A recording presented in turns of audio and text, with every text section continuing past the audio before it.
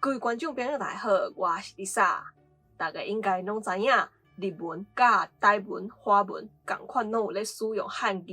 前几工我咧读日文的时阵，发现有真侪日文汉字甲台文同款，毋过煞完全无共意思。我感觉真趣味，所以我就整理了几个台文、日文无共意思的汉字意思，要来分享互大家知影。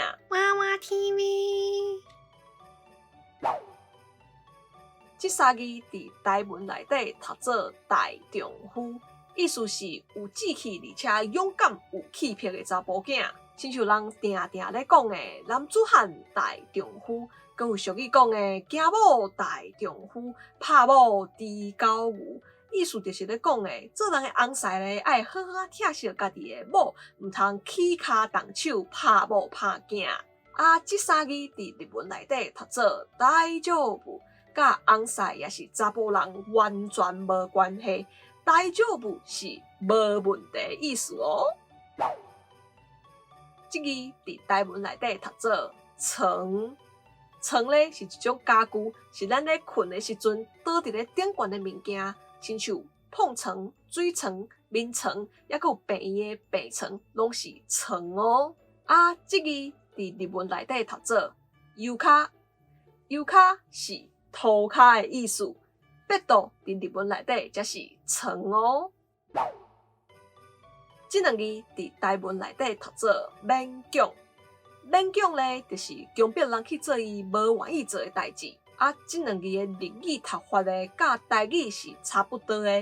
日语咧读做勉強，是读册、读书的意思。毋过读册毋就是爱人勉强，所以认真讲，应该嘛是差不多意思啦。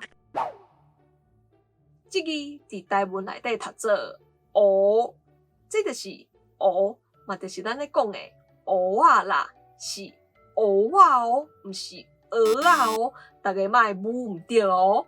这字咧伫日文内底读做伊某，是汉字的意思。我因阵毋知影的时阵，去日本看到菜单顶悬写这字，我拢毋敢点，因为我叫是我毋敢食的蚵仔。